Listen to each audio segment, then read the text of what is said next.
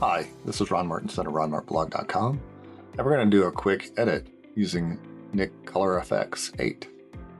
So I'm in Photoshop, and I'm going to use the palette that they provide.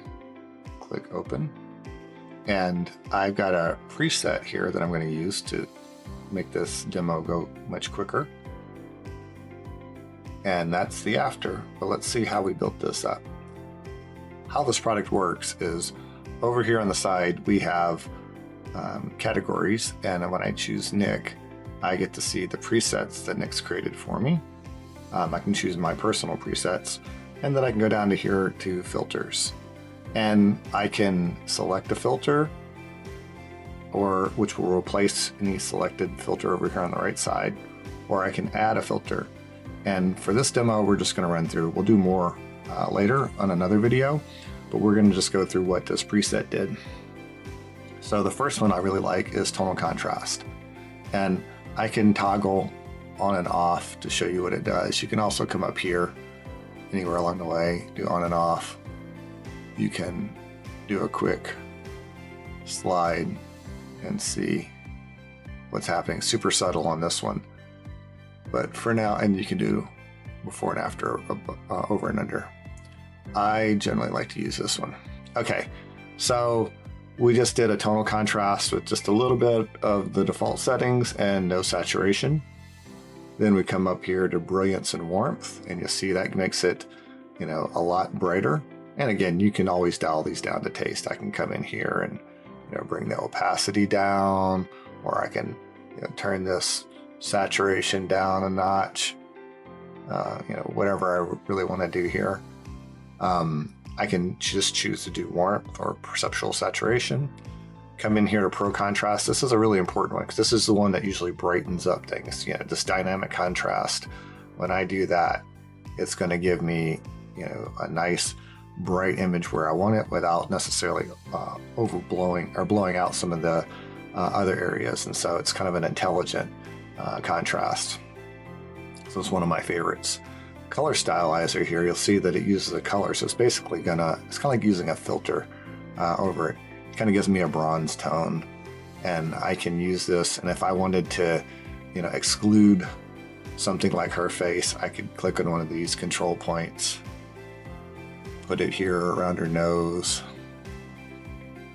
bring it a little bit bigger, bring it a little wider, and then now it's just going to apply just to her. So 46% will apply to her face, and then the rest of it will get the full effect.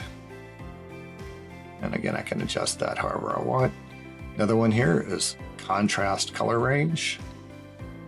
So I click that, and I can do a placement as to where I want this to go. So if I say place center here, I can put it on her nose.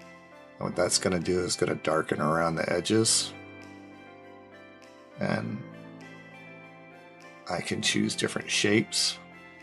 I want it more of a square or more of a circle. And then I come down here to image borders, and I can kind of do like a little sloppy film border with a white edge. And I can choose, how much I want it to be, if I want it to be really rough or kind of more of a clean border. And how much spreads on the end. And then the size here. Make it really small and just kind of a little bit along the edge. And so next one here is going to be reflector. Reflector is a fun one because I can kind of brighten up this shirt, but let me show you how I like to use this one. What I like to do is I like to crank the light intensity way up. And so that way, when I'm positioning it, I can kind of see what's going on. So here's like a vertical position. So I say, okay, I want to kind of lighten up here for the shirt. And then source direction, you can see it's like rotating a reflector, so you can see how that's going to work. If I wanted to just do like one side or the other, I could do that. And so obviously for this one, I just want the bottom. And then I want to dial that down. So just kind of brighten this area up a little bit. And again, it's to taste. And I can do a silver gold reflector or so forth. And again, for everything, you can always just turn down the opacity or use a local adjustment to control how much you do it. So there is a quick before and after, before and after. I can choose to just do it as a new layer, or I can do a smart object. The nice part about the smart object is that when I hit apply and it gets processed, give it a second here. Now I can go bring it back and edit it exactly the way it was instead of it just all being flattened. And so let's say I wanted to go in and re-edit. I'll just double click on here. And let's say that, you know, I think it's a little too saturated here, so let's maybe bring that down a little bit. Maybe not that much, bring it up just a little bit more. Oops. Kind of tricky with the mouse here. And then say apply. So now I've made a change in my really complex workflow there without having to go and refigure everything out. So that's how I like to work. You can see a quick before and after. Sometimes I realize that maybe I did too much, so I'll come use my opacity and just kind of dial things down a little bit. And that works too.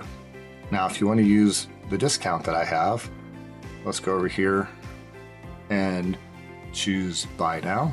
And we'll say buy now or upgrade, depending on your case.